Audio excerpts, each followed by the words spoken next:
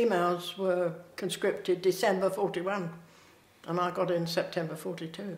I didn't really want to go, but when I got in and I applied to be a driver, I was quite happy about it, so I didn't mind then. And then when I went to North Wales, I was really thrilled to bits because that's what I wanted to do.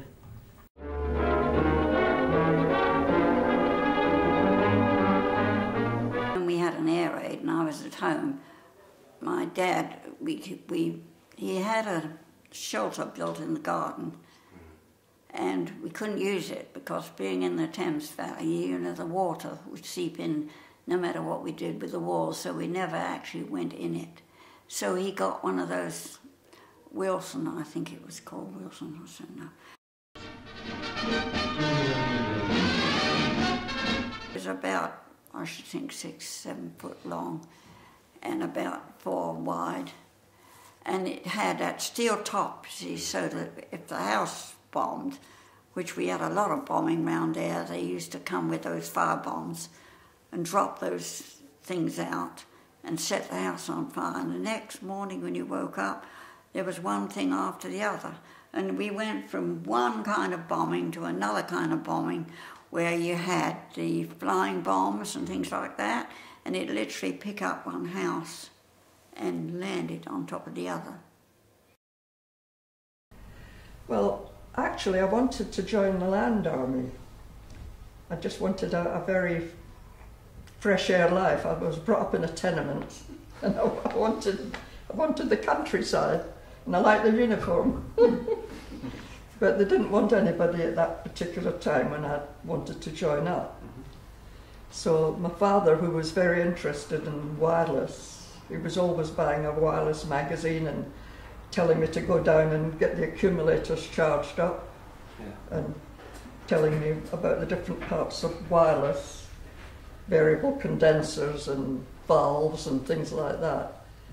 So he says, why don't you try and be a wireless operator or something like that? So really it was my father's idea. I think he was living his dreams through me, you know. It was the sharing in the hostel, you know, one bathroom, one shower, waiting to get the dirt off, and that was the only thing, the roughest part of it, waiting, you know. I mean, you had to, like weekends, go home and have a lot of the stuff washed. We had a washroom, but everybody wanted to be in there washing and getting theirs. There was no proper convenience, you know.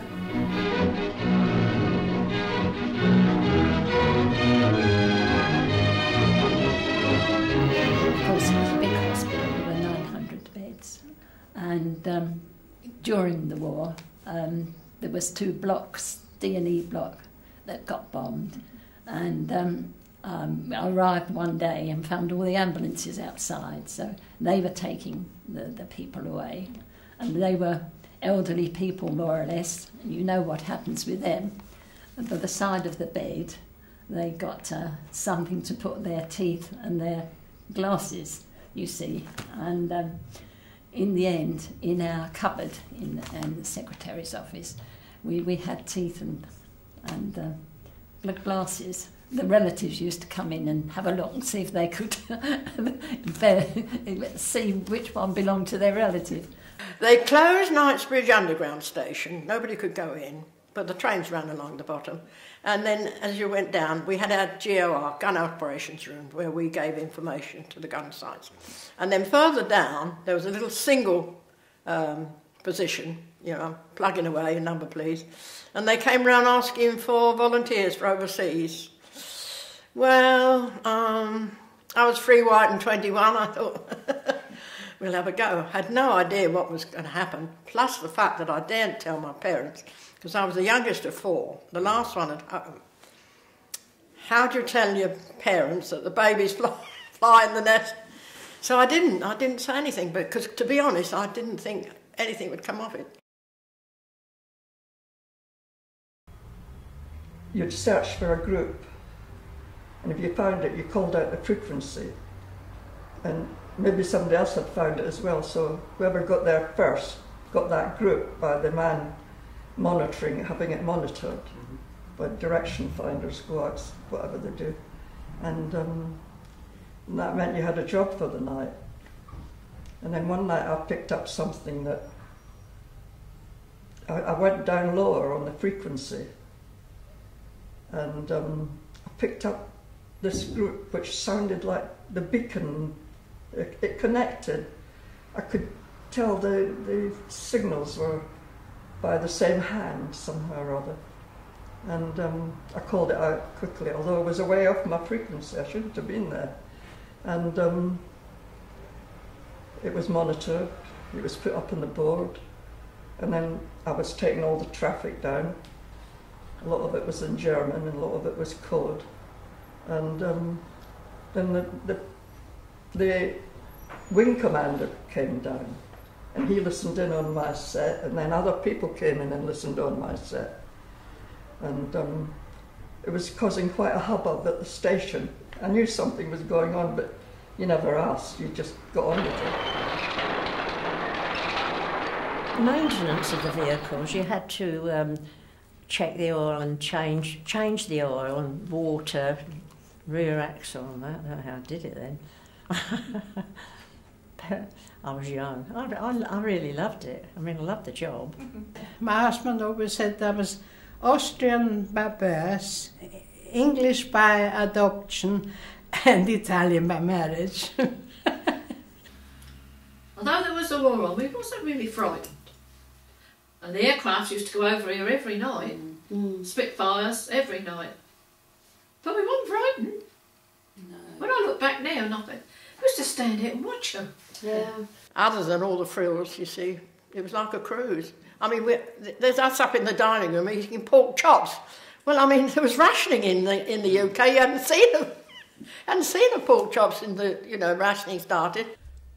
I know we had rationing and fuel things, but you put up with things. Yes, well, we had to have a little hut in the back of the garden. We had to go down there every night. And opposite us, there weren't any houses. I mean, there's a lot of houses now, but there weren't any houses then. And so it was allotments, you see. Well, one drop there, well, it didn't make any difference, really. You just have to be careful, We lost the roof of our house a couple of times, and the whole side of the kitchen was, all out in the front yard and things like that. We had a 1500 vehicle that we had to deliver rations to the sites where the men manned the guns. We were loaded. I laugh at it now. We had to load it with the men's rations, and it was liver, one of them, and it was dropped in the dirt. And the officer there who was sort of supervising it said, well, we could wash it, and I think it was washed and delivered to the site, but the men didn't know about it. You'd all be trying to get a group to keep you going for the night or whatever you were doing. And the excitement was, I've never known anything like it, never. And it was just so exciting because some of them were really crack operators. And then I think when the war was over, because I was at just outside Dartford, we decided, because it was a mixed heavy anti-aircraft battery, and the men were on the other side. It was a big camp, and we were on this side. So when the war was declared over, we thought, well, we'd go and tip the men out of their bunks. We'd never been where they were, but we found out, and we tipped them all out of bed because it was the end of the war. The only thing was, the next day they came and tipped us out. We didn't realise. Them days were a lot easier than now. Everything's done different now, isn't it? But while we was there, we worked, dirt or no dirt, we had to do it. We crawled, we weeded up the rows, carrots, and dirty job. Come home with your knees all mucky, your hands. No, right. It was dirty work, but we had our laughs, They was all happy together, so Okay. yeah. Well, I can look back on it and think how lucky I was to get through. I mean, you had to get a tram to get down to Lewisham, and anything might have happened on the way. And, you know, we've heard about people who had the bombs on their homes. I mean, we were lucky, you know. The home kept going, and we didn't suffer. As long as we went down, you know, in the shelter every night, that was the main thing. We were out of the way of everything. It was a lot of adventure, really, for me. You know, doing the job that I liked and learning all different things. So I used to have a moan, I think everybody did then, but I thoroughly enjoyed it. I thought it was a wonderful experience. It was 3.5 years. I mean, we used to think we'd be glad when we get out of here, but it was interesting, you know, there's lots of things. I can only say I'm grateful to England for the way they always treated me and my family.